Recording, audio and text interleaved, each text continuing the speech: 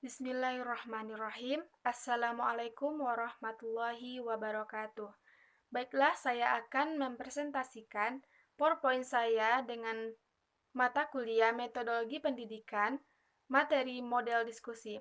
Dengan dosen pengampu Dr. Muhammad Qasim MA disusun oleh saya sendiri, Fitri Syahnia dengan NIM 2014 010116.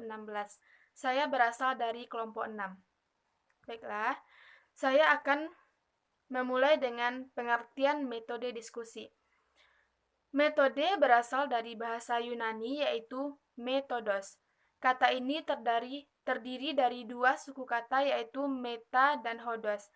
Meta berarti melalui atau melewati dan hodos yang berarti jalan atau cara.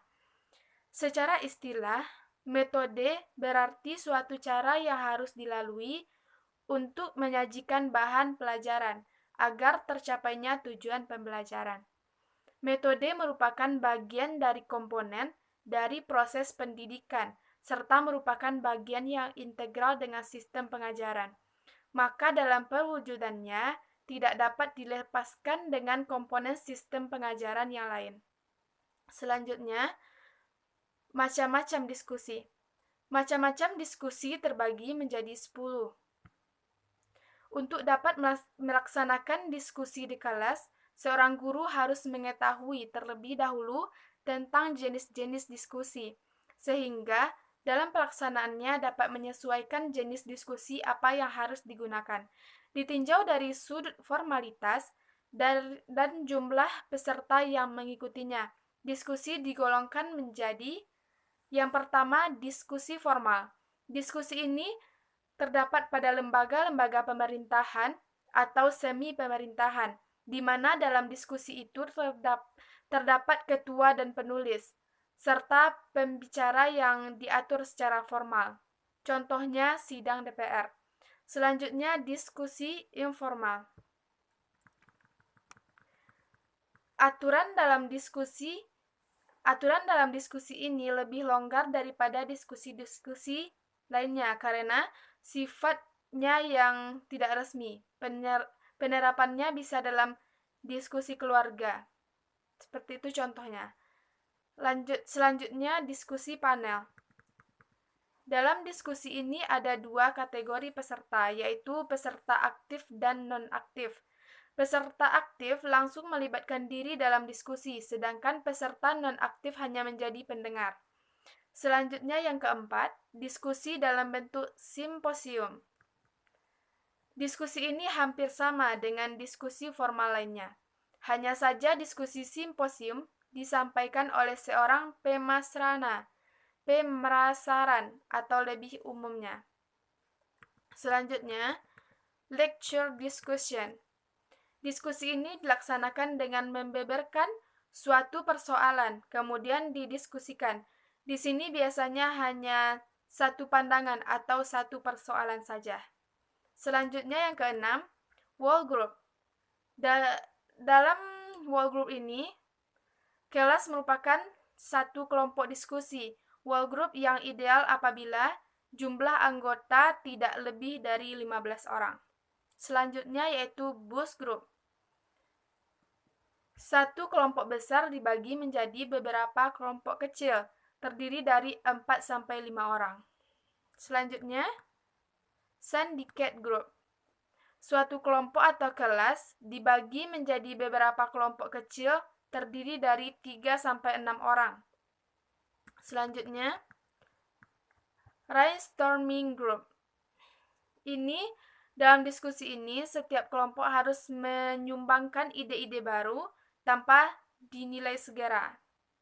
Setiap anggota kelompok mengeluarkan pendapatnya.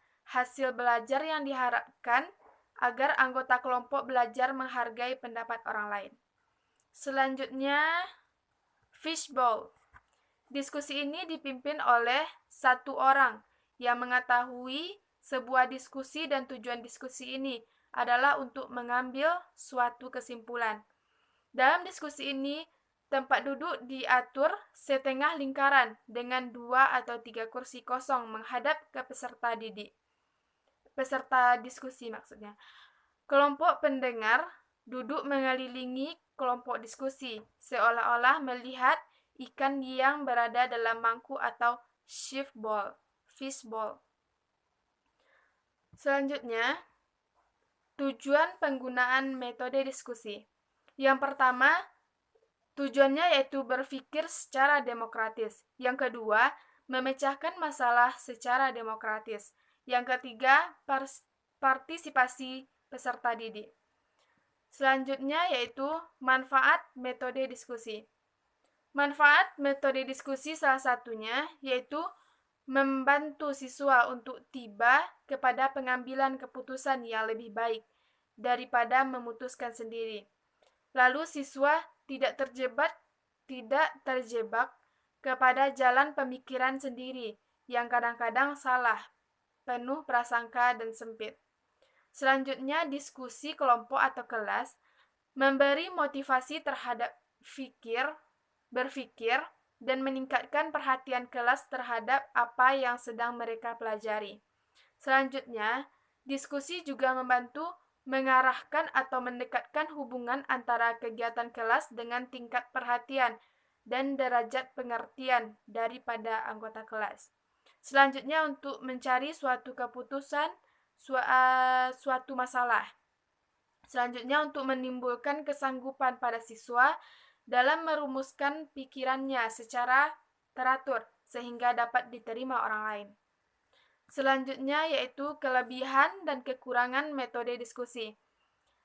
Kelebihannya yaitu yang pertama, suasana kelas lebih hidup sebab siswa mengarahkan perhatian atau pikirannya kepada masalah yang sedang didiskusikan, yaitu partisipasi siswa dalam metode ini lebih baik.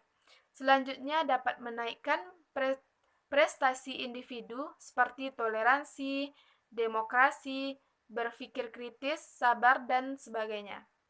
Selanjutnya kesimpulan, hasil diskusi hidup. Diskusi mudah dipahami siswa karena para siswa mengikuti proses berpikir sebelumnya.